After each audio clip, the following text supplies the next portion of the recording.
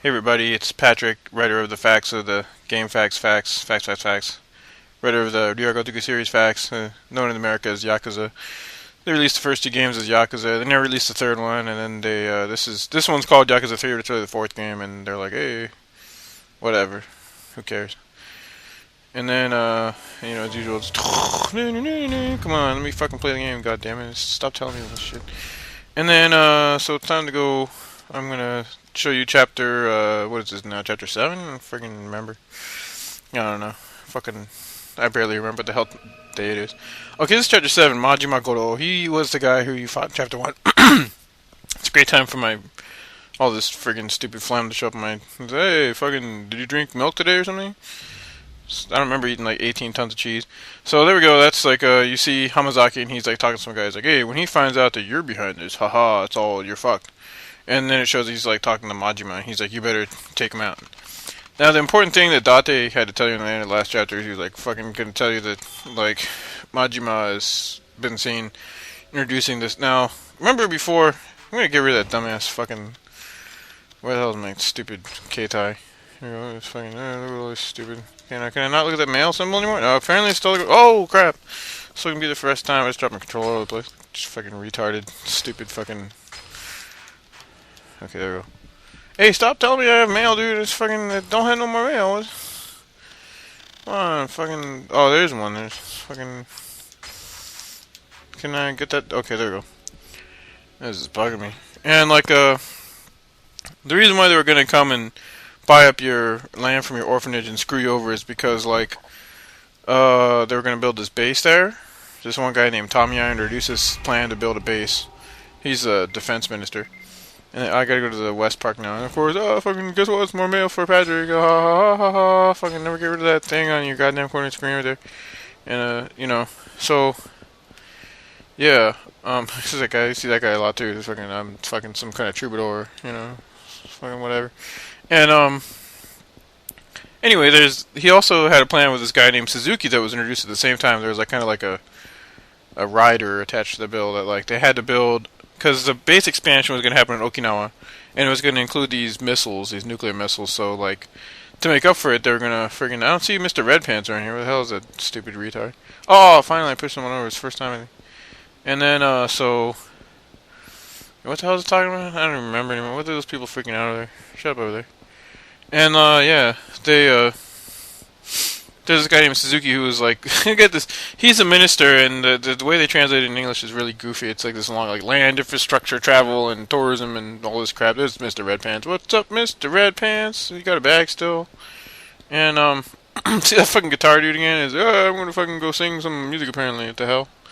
And, anyway, like, that guy attached a rider that they were gonna build a resort there to try to, like, boost the tourism and shit to Okinawa to make it prosperous, and that's why that Toma guy went, the attaché to the government, to Tamiya went down there with, what's his name, Daigo, and they were like, hey, we ain't gonna fucking do the plan though, and Toma was kind of like, oh, really? That sucks. But, whatever. And, like, anyway, the person who, like, went up to Suzuki and was like, hey, we should do this. This is for the, I should probably almost show you this one. This is pretty funny. This kid freaks out. This this dude right here, see this place? It's like, where is this one? It's like, up there that says adult toys. Adult toys is literally what that says. And, I don't need to fucking explain to you guys what that is, I hope. Jesus Christ. But this, this little kid's like, I want the fucking toys, man. He's like, no, you can't have them. And he's like, that's a different kind of toy, dude. They don't fucking understand. So he like kicks the crap out of the dad and while he's on a tantrum and goes in there, and that's like that's how you learn how to do that technique where you get knocked down and you kick the guy's legs and you're like, okay. So it's just a pretty funny scene though. And like so anyway, the guy who went to Suzuki and said like, hey, we should sell all the land, like including Kiryu's land, dude, and build a resort, is in a picture it turns out to be Majima, who was like your friend who you entrusted everything to, and you're like, what the hell, dude? But, I mean, they're supposed to do all this stuff to cast doubt on him, and everyone doubts him. They're like, he's the traitor, but Kiryu's like, no fucking way, dude. That guy's the man. So, it's, whatever. And he still believes in him, so you gotta come over here and go, like, what are you doing, you childhead? That fucking old dude. And, what the fuck is that doing over there? Oh, this is the guy, he's like, I know everything about the fucking, West Park. You got to go to this area. It's known as Purgatory in America. It's called Sinokawara. Sinokawara is usually called the Children's Purgatory. It's like a dried up riverbed that these people have to try to cross to get into and divulge themselves of the stuff that could have trapped them in this world in Buddhism.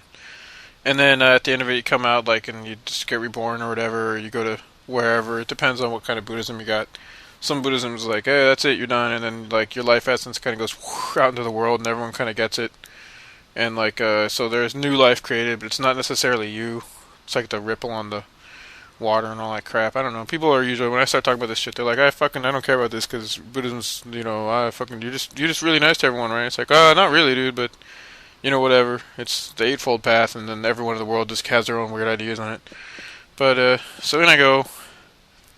In the previous games, you find out that there's this crazy place where all these homeless dudes are living. Anyway, it's called Sinokawara, and below it, there's the actual Sinokawara. This is the West Park over here, and beneath that, there's the Sinokawara where all the freaking gambling happens. And there's this legendary informant there whose name is Hanaya, so they call him Saino Hanaya. It's not really his name; it's a code name. And then he's this cool dude who friggin' tells you where everything is. And they translate his name as Kage in English because they were like, "Hey, we gotta."